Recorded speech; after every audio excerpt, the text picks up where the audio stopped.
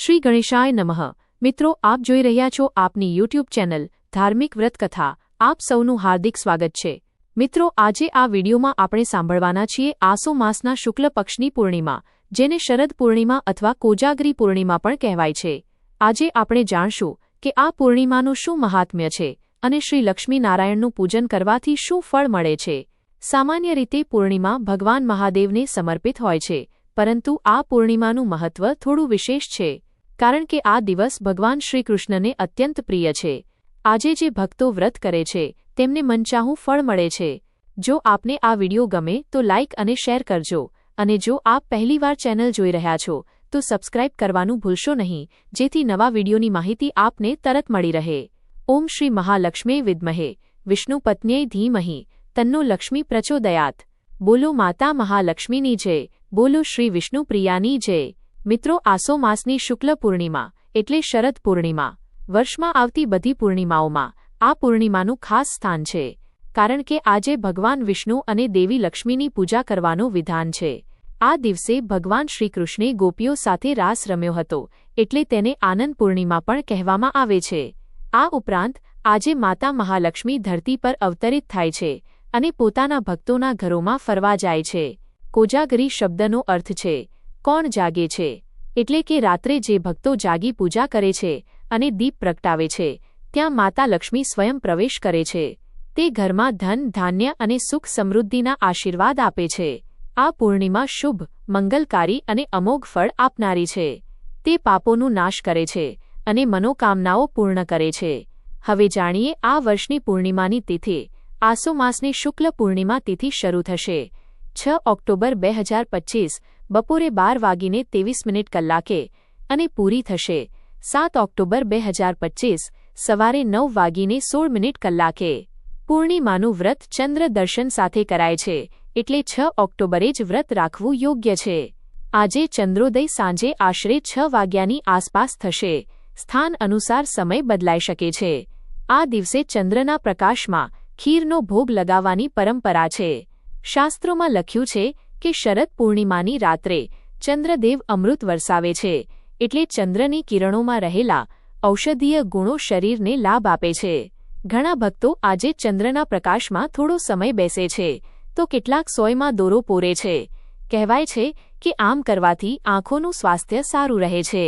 આ દિવસે વહેલી સવારે સ્નાન કરી શુદ્ધ વસ્ત્ર ધારણ કરવા, પછી માતા મહાલક્ષ્મી અને ભગવાન નારાયણની પૂજા કરવાની વિધિ છે। ઘણા ભક્તો ઘરમાં લાલ અથવા પીળા કપડાથી મંડપ બનાવી ભગવાન વિષ્ણુ અને દેવી લક્ષ્મીજીની મૂર્તિ અથવા ફોટાની સ્થાપના કરે છે। તેમની સાથે ગણેશજીનું પૂજન પણ થાય છે। ધૂપ, દીપ, નૈવેદ્ય સાથે પૂજન કરી શીરોનો ભોગ ધરાવાય છે અને તુલસીપત્ર અર્પિત થાય છે।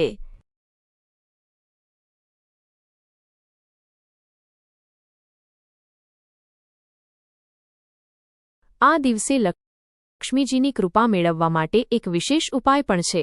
શરદ પૂર્ણિમાની રાત્રે 11 વાગ્યા પીળી કોળીઓ લઈને લાલ કે પીળા વસ્ત્રમાં બાંધી તેનું પૂજન કરીને ધનસ્થાને રાખો। એમ કરવાથી માતા મહાલક્ષ્મીની કૃપા સદાય બની રહે છે। આ દિવસે દાનનું પણ વિશેષ મહત્વ છે। જરૂરિયાતમંદને અન્નદાન, વસ્ત્રદાન અથવા ધનદાન કરવાથી જીવનમાં સકારાત્મક ઉર્જા આવે છે અને સર્વ દેવી દેવતાના આશીર્વાદ પ્રાપ્ત થાય છે। શરદ પૂર્ણિમા એ દિવસે સમુદ્રમાંથી માતા લક્ષ્મી પ્રગટ થયા હતા અને બધા દેવી દેવતાઓની હાજરીમાં તેમણે ભગવાન વિષ્ણુને પતિ રૂપે સ્વીકાર્યા હતા। તેથી આ દિવસે લક્ષ્મીનારાયણનું પૂજન વિશેષ ફળદાયક માનવામાં આવે છે। જો કે પૂર્ણિમાના દેવતા ભગવાન ચંદ્રમૂલેશ્વર મહાદેવ છે, તેથી આજે મહાદેવની પૂજા કરવી પણ ખૂબ શુભ માનવામાં આવે છે। મહાદેવને કાચું દૂધ, ગંગાજળ, બિલ્વપત્ર અને ફળ અર્પણ કરીને ધૂપ, દીપ, નૈવેદ્ય સાથે પૂજન કરવું જોઈએ। આ રીતે શરદ પૂર્ણિમાની રાત્રે પૂજા, વ્રત અને દાનથી જીવનમાં સુખ, શાંતિ અને સમૃદ્ધિ પ્રાપ્ત થાય છે। બોલો શ્રી લક્ષ્મીનારાયણની જય। આજે તુલસીજીનું પણ પૂજન કરાય છે। તુલસીજીને લાલ ચુંદડી ચડાવી નૈવેદ્ય અર્પણ કરીને દીપ પ્રગટાવવામાં આવે છે। પીપળા અને વડલાનું પણ પૂજન કરવામાં આવે છે, કારણ કે બંને વૃક્ષો ભગવાન વિષ્ણુના સ્વરૂપ માનવામાં આવે છે। આ પવિત્ર દિવસે ભગવાન વિષ્ણુના 1000 નામો, વિષ્ણુ સહસ્ત્રનામ જપ કરવો અત્યંત શુભ માનવામાં આવે છે। આ પૂર્ણિમાને રાસ પૂર્ણિમા પણ કહેવામાં આવે છે, કારણ કે આજના જ દિવસે ભગવાન શ્રીકૃષ્ણે ગોકુળમાં ગોપીઓ સાથે મહારાસ કર્યો હતો. એટલા માટે ઘણા સ્થળોએ આજે રાસોત્સવ ઉજવાય છે અને ભગવાન શ્રીકૃષ્ણની વિશેષ પૂજા કરવામાં આવે છે. આ દિવસે માતા મહાલક્ષ્મી રાત્રિના સમયે પૃથ્વી પર ભ્રમણ કરે છે, એટલે ઘરમાં અંધકાર ન રહે તે ખાસ ધ્યાન રાખવું. રાત્રે ઓછામાં ઓછો એક દીવો જરૂર પ્રગટાવવો. આજના દિવસે ઇન્દ્રદેવ અને એરાવતની પણ પૂજા થાય છે, એટલે આ પૂર્ણિમાને કુમાર પૂર્ણિમા અથવા કૌમુદી પૂર્ણિમા પણ કહેવામાં આવે છે. આ વ્રત રાખવાથી જીવનમાં સુખ, સૌભાગ્ય અને આરોગ્યની પ્રાપ્તિ થાય છે, તેમજ ભગવાન લક્ષ્મીનારાયણની કૃપા મળે છે. આ પૂર્ણિમાનું મહત્વ એટલું છે કે જો આ દિવસે પવિત્ર તીર્થ સ્થળોમાં જઈને સ્નાન, દાન, જપ અને પિતૃતર્પણ કરવામાં આવે તો પિતૃઓને પણ મુક્તિ મળે છે. માતા મહાલક્ષ્મીને આ પૂર્ણિમા ખૂબ પ્રિય છે, એટલે ભક્તોએ આ દિવસે વ્રત, ઉપવાસ અને દાન પુણ્ય કરવું જોઈએ. માતા મહાલક્ષ્મીની કૃપા મેળવવા માટે લક્ષ્મી સહસ્ત્રનામ પાઠ અથવા લક્ષ્મી મંત્ર જપ કરવો ઉત્તમ છે. આ દિવસે પશુ પક્ષીઓને દાણાચરણ કરાવવું, ગૌમાતાની પૂજા કરવી અને ઘરમાં શુદ્ધ વાતાવરણ રાખવું શુભ ગણાય છે. ગાયના સુકાયેલા ઉપલા છાણા ઉપર થોડું કપૂર અને 2 લવિંગ રાખીને પ્રગટાવવું. પછી જે ખીરનો ભોગ અથવા સત્યનારાયણ ભગવાનની કથાનો પ્રસાદ હોય તેનો થોડો ભાગ લઈને તે પ્રગટાવેલા અગ્નિમાં અર્પણ કરવો. એવું માનવામાં આવે છે કે આ રીતે કરેલો ભોગ ઈશ્વર સુધી પહોંચે છે અને ઘરમાં સુખ શાંતિ રહે છે. ધૂપના ધુમાડાથી નકારાત્મક ઉર્જા દૂર થાય છે અને શુભ ફળની પ્રાપ્તિ થાય છે. આજે માતા મહાલક્ષ્મીનો ઉત્સવ હોવાથી ઘરમાં ચોખ્ખાઈ અને સુવ્યવસ્થા રાખવી જોઈએ. મેઇન દરવાજા પર તોરણ બાંધવું, ઘરને દીવાઓથી શોભિત કરવું, કારણ કે આજથી જ દિવાળીની શરૂઆત ગણાય છે. હવે દિવાળી 15 દિવસ પછી આવશે અને આસો માસની અમાવસ્યા એ દિવસે ફરીથી માતા મહાલક્ષ્મીની વિશેષ પૂજા થશે. આજે લક્ષ્મી પૂજન કરવાથી જીવનમાં ક્યારેય દરિદ્રતા આવતી નથી. શાસ્ત્રોમાં લખ્યું છે કે જે ભક્તો પૂર્ણિમાનું વ્રત કરે છે અથવા ન કરી શકતા હોય તેઓ પણ સવારે વહેલા ઉઠીને સ્નાન કરીને શુદ્ધ વસ્ત્ર ધારણ કરે અને પોતાના ઇષ્ટદેવના ઘરના મંદિરમાં સ્થાપિત મૂર્તિની ભક્તિપૂર્વક પૂજા કરે. તે પણ ખૂબ શુભ માનવામાં આવે છે. સૂર્યનારાયણની સવારે પૂજા કરવી જોઈએ, કારણ કે રાત્રિના સમયે ચંદ્રમાની પૂજા અને દર્શન કરવામાં આવે છે. દરેક મહિનામાં એક પૂર્ણિમા આવે છે, એટલે વર્ષમાં કુલ 12 પૂર્ણિમા થાય છે. દરેક પૂર્ણિમાનું પોતપોતાનું ખાસ મહત્વ છે. જેમ કે કાર્તિક માસની પૂર્ણિમા પુષ્કર તીર્થમાં મેળો ભરાય છે.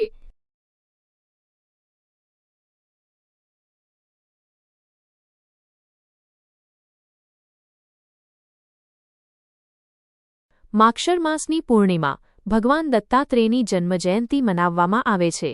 પોષ માસની પૂર્ણિમા શાકંભરી દેવીનો જન્મોત્સવ મનાય છે. મહામાસની પૂર્ણિમા ભૈરવ જયંતિ અને માઘ સ્નાનનો આરંભ થાય છે. ફાગણ માસની પૂર્ણિમા હોલિકા દહન થાય છે.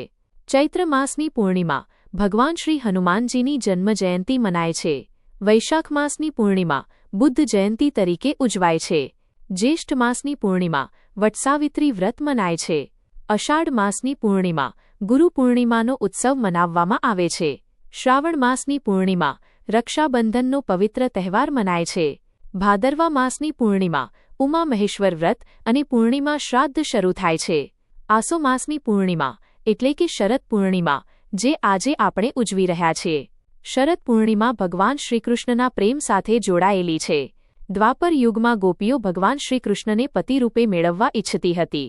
તેમની મનોકામના પૂર્ણ કરવા માટે ભગવાને શ્રીકૃષ્ણે આ શરદ પૂર્ણિમાની ચાંદની રાત્રિએ, જ્યારે ચંદ્ર સંપૂર્ણ ખીલેલો હતો, ત્યારે યમુનાના કિનારે ગોપીઓ સાથે મહારાસ કર્યો હતો. તે રાત્રે ગોપીઓના મનમાં આનંદ છવાઈ ગયો હતો. નિધિવનમાં આવેલા તુલસીના વૃક્ષો આજે પણ એ ઘટનાના સાક્ષી માનવામાં આવે છે. કહેવાય છે કે જ્યારે ભગવાન શ્રીકૃષ્ણ ગોપીઓ સાથે રાસ રચે છે ત્યારે તુલસીના વૃક્ષો અને લતાઓ પણ ગોપીરૂપ ધારણ કરે છે. સવાર પડતા જ એ બધું ફરી સ્વરૂપ પામી વૃક્ષ બની જાય છે. આજે પણ એવી માન્યતા છે કે નિધિવનમાં રોજ રાત્રે ભગવાન શ્રીકૃષ્ણ રાધારાણી સાથે પધારે છે. આ રીતે આ શરદ પૂર્ણિમાનું અતિ મહાત્મ્ય છે. મિત્રો, આશા છે કે આપને આ વિડિયો જરૂર પસંદ આવ્યો હશે. આજના દિવસે શ્રી લક્ષ્મી અષ્ટકનો પાઠ કરવાથી દુઃખ અને દરિદ્રતા નાશ પામે છે અને માતા મહાલક્ષ્મીની કૃપા પ્રાપ્ત થાય છે. અહીં શ્રી લક્ષ્મી અષ્ટક સ્તોત્રનું પાઠ છે.